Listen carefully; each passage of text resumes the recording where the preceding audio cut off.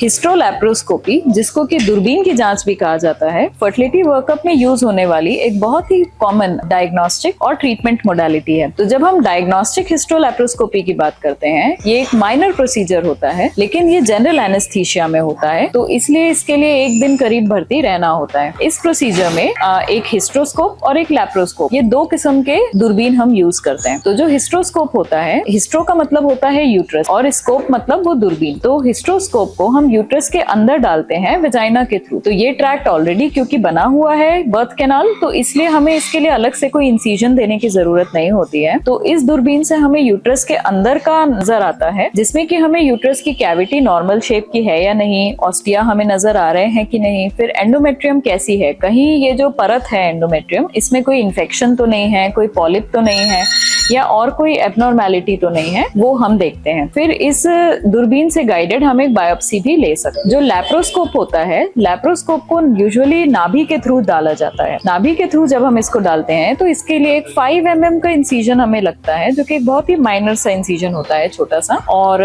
इसके थ्रू फिर हम लैप्रोस्कोप को पेट के अंदर डालते हैं। तो उससे हमें यूट्रस की जो बाहरी सरफेस है उसका पूरा नजर आता है एब्डोमेन की तरफ से देखने से, और इसमें हमें यूट्रस का शेप कैसा है, फेलोपियन ट्यूब्स कैसी हैं, ट्यूब्स हेल्दी हैं कि नहीं, कहीं फेलोपियन ट्यूब में कोई सूजन तो नहीं है, इन्फेक्शन तो नहीं है, या ट्यूब और ओवरी की रिलेशनशिप डिस्टर्ब तो नहीं है, ये सारी चीजें हम देख सकते हैं। तो यदि ट्यूब्स और ओवरी का रिलेशनशिप डिस्टर्ब्ड है, मतलब कि अडहेशंस है या कुछ और पैथोलॉजी है, तो हम उसको उसी सेम सिटिंग में करेक्ट भी कर सकते हैं। इस प्रोसीजर में, डायग्नोस्टिक हिस्ट्रोलैप्रोस्कोपी के प्रोसीजर में, हम सर्विक्स के थ्रू डाई भी पुश करके देखते हैं, जिससे कि हमें फेलोपियन ट्यूब्स की पेटेंसी का आइडिया लगता है।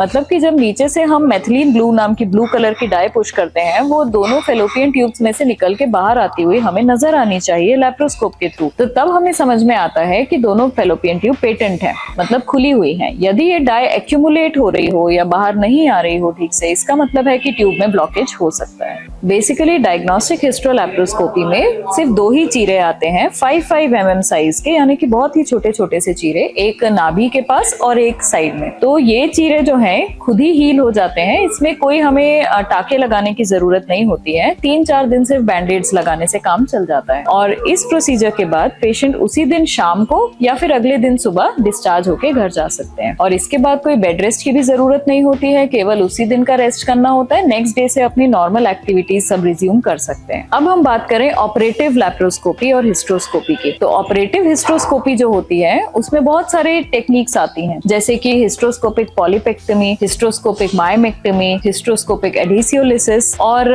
Hysteroscopy guided biopsies. हिस्ट्रोस्कोपिक पॉलीपेक्टमी में यदि किसी पेशेंट के अंदर एंडोमेट्रियम में पॉलिप बन रहा है, यानी कि एंडोमेट्रियल पॉलिप का केस है, तो उसमें हम हिस्ट्रोस्कोप के थ्रू सिजर से पॉलिप को डिटैच करके ग्रास्पर से निकाल सकते हैं, और या फिर हम एक शेवर का भी इस्तेमाल कर सकते हैं। हिस्ट्रोस्कोपिक मायोमेक्टमी में, मायोमेक्टमी का मतलब होता है फाइब्रॉइड का रिमूवल। तो यूट्रस के अंदर यदि ऐसा फाइब्रॉइड है जो यूट्रस की कैविटी में आ रहा है, जो कि फिगो टाइप 0 या 1 फाइब्रॉइड होते हैं, इनको हम हिस्ट्रोस्कोप के थ्रू रिमूव करते हैं। तो इसके लिए हम एक रिसेक्टोस्कोप लेते हैं, जिससे कि ये फाइब्रॉइड को हम निकालते हैं। तीसरा होता है हिस्ट्रोस्कोपिक एडिसियोलिसिस। जब यूट्रस की कैविटी यानी कि एंडोमेट्रियम के अंदर एडहेशंस बन रहे होते हैं, मतलब कि फाइब्रोसिस हो रही होती है, चिपकाहट हो रही होती है, उसको हम सिजर से कट करके रिमूव कर सकते हैं। चौथा प्रोसीजर होता है हिस्ट्रोस्कोपिक सेप्टल रिसेक्शन। तो जो यूट्राइन सेप्टम के केसेस होते हैं, इन केसेस में हम कोल्ड सिजर से या तो कॉलिन्स नाइफ यूज करके सेप्टम को रिसेक्ट कर सकते हैं। फिर 5वां प्रोसीजर होता है हिस्ट्रोस्कोपी गाइडेड पीआरपी इंस्टॉलेशन, जिसमें कि हम पीआरपी को सब एंडोमेट्रियल एरिया में इंस्टॉल करते हैं हिस्ट्रोस्कोप की गाइडेंस में। इन सारे हिस्ट्रोस्कोपिक प्रोसीजर्स के बाद सिर्फ एक ही दिन का एडमिशन लगता है और नेक्स्ट डे ही छुट्टी हो सकती है। अब इसके बाद हम बात करें ऑपरेटिव लैप्रोस्कोपी की, तो लैप्रोस्कोपी भी बहुत ही इंपॉर्टेंट है फर्टिलिटी के ट्रीटमेंट में। ऑपरेटिव लैप्रोस्कोपी का भी एक बहुत ही इंपॉर्टेंट रोल होता है इन फर्टिलिटी के मैनेजमेंट में।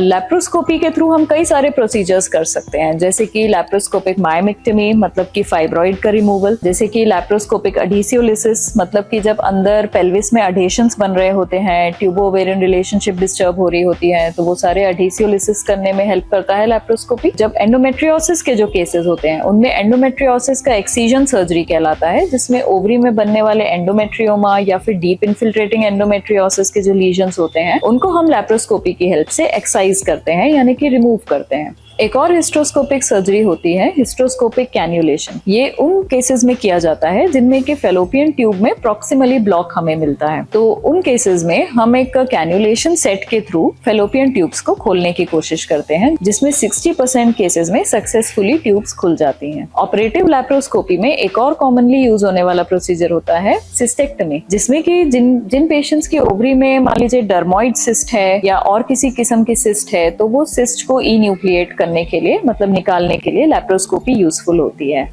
फिर एक प्रोसीजर होता है लैप्रोस्कोपिक सैल्पिंजेक्टमी, मतलब कि फेलोपियन ट्यूब्स का रिमूवल। कुछ केसेस में जिसमें हाइड्रोसैल्पिंग्स नाम की एक कंडीशन होती है, यानी कि फेलोपियन ट्यूब्स का इन्फेक्शन, जिसमें कि फेलोपियन ट्यूब सूज जाती हैं और उसके अंदर पस जैसा मटेरियल कलेक्ट हो जाता है। इन केसेस में क्योंकि ये आगे लगने वाली प्रेगनेंसी को हैम्पर करके मिसकैरेज का चांस बढ़ा सकता है, तो इन फेलोपियन ट्यूब्स को निकाल देना बेहतर ऑप्शन होता है। तो इन फेलोपियन ट्यूब्स को निकालने के लिए या तो फिर डिस्कनेक्ट करने के लिए लैप्रोस्कोपी यूजफुल होती है। तो कोई भी ऑपरेटिव लैप्रोस्कोपिक प्रोसीजर के बाद यूजुअली 1 या 2 दिन का स्टे लगता है और फिर उसके बाद डिस्चार्ज हो सकता है। ऑपरेटिव लैप्रोस्कोपी में यूजुअली 2 या 3 पोर्ट्स हम बनाते हैं, जिसमें कि 2-3 जगह पेट पर चीरे आ सकते हैं, वो भी 10 mm से लेके 5 mm की रेंज के चीरे आ सकते हैं। लैप्रोस्कोपी और हिस्ट्रोस्कोपी एक बहुत ही इंटीग्रल पार्ट होता है फर्टिलिटी के ट्रीटमेंट का और वर्कअप का।